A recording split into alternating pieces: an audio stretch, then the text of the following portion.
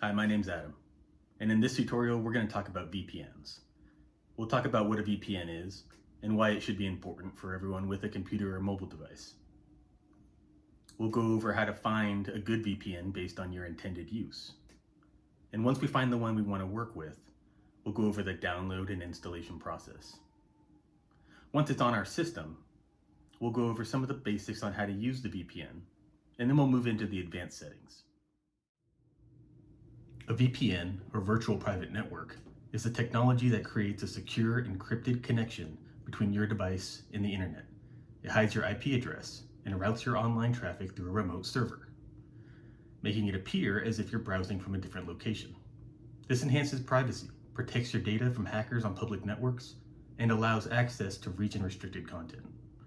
VPNs are commonly used for security, anonymity, and bypassing censorship. When choosing a VPN, there are several criteria we should look for. The security encryption of a VPN is important. We want to make sure we have a strong encryption like AES 256, and secure protocols like OpenVPN and WireGuard. We want to make sure that the VPN has a no logs policy. This is a commitment from the VPN provider that they will not store any of your personal data, IP address, or your traffic. We want to make sure that the VPN is compatible with our devices, such as Windows, macOS, Android, and iOS. Other criteria are ease of use, customer service, pricing, and a kill switch for leak protection, which is essential for preventing accidental data exposures.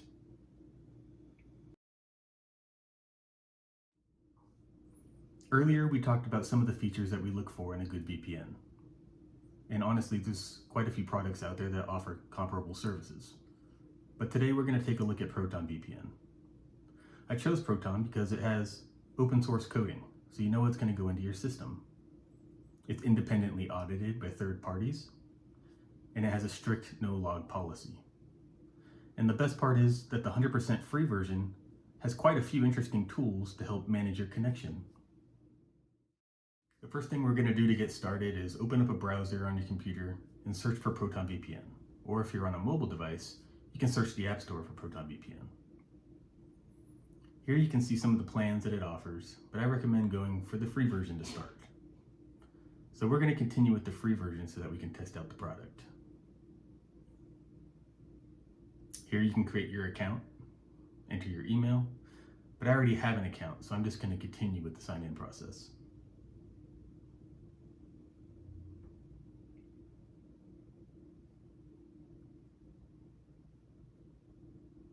Once you've signed in, it'll take you to your portal. Here you can see the upgrades that are offered and the features that come with that. You can see what current plan you're subscribed to and what features are available to you under that plan.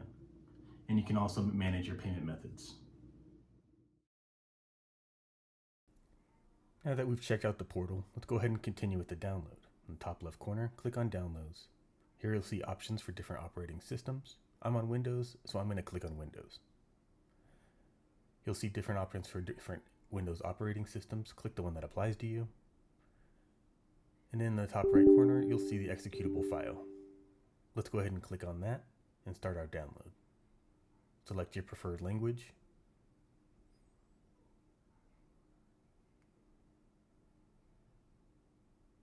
And select where you want the files to be saved at. These are different options, Proton Mail and Proton Plus. We'll go ahead and keep them for now.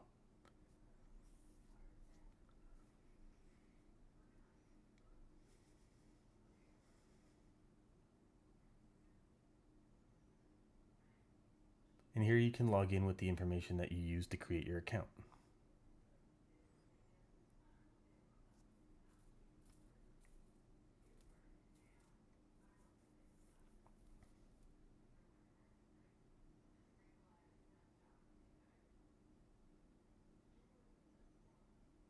And there we go.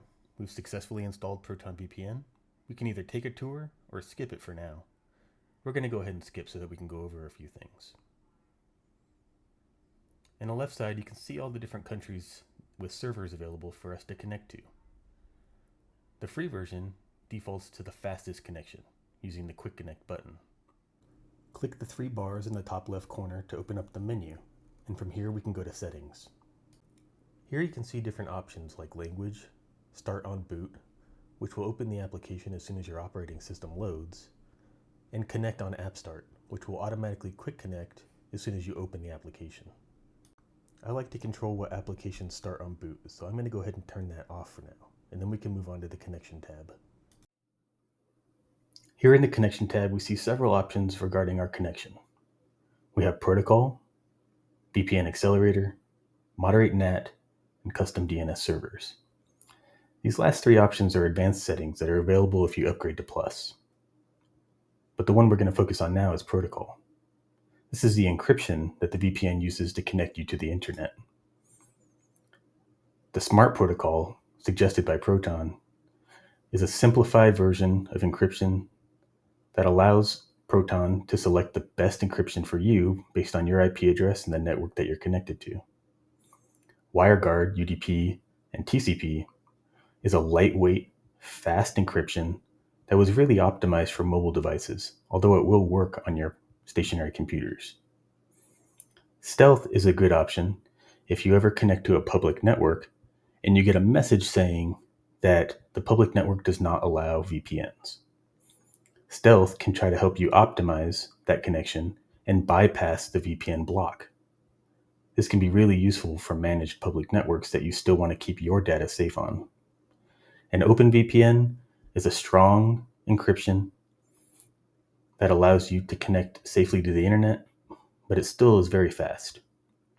You shouldn't have any problems with any of these, but just understand what they're used for. Another good thing to know about the protocol options are, if you have SMART selected, you can actually see which encryption Proton chose for you in the upper left-hand corner. As you can see, it's chosen WireGuard TCP as currently the fastest connection available to me. You can also see information on the IP address that was assigned to you and what server location you're connected to. Now we'll move on to the Advanced Settings tab. Here you'll see options like port forwarding, DNS leak protection, allow alternative routing, IPv6 leak protection, hardware acceleration, and split tunneling. DNS leak protection and IPv6 leak protection operate in a similar way.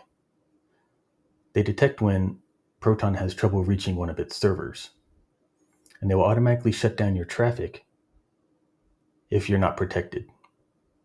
This prevents any unintended data leaks. Allow alternative routing works in a similar fashion as the stealth encryption on the Connections tab. It allows Proton to look for alternative routes if a network or firewall prevents Proton from connecting you safely to the internet. And hardware acceleration improves system performance by allowing your graphics processor to render information. This is especially useful if you're streaming or doing cloud-based gaming. And lastly, we have split tunneling. This is an extremely useful tool, although it's only available if you upgrade to Plus. But this setting allows you to select applications to be excluded from VPN. This is again useful if you're streaming and you want Netflix to run faster, but you still want the rest of your information to be protected. That concludes this tutorial. Today we talked about what a VPN is and how to select a good VPN based on your intended uses. We talked about how a VPN is important for protecting your private data when connecting your devices to the internet. We talked about how to download and operate the VPN and how to adjust the settings to optimize your connection. Thanks for watching, and we'll see you next time.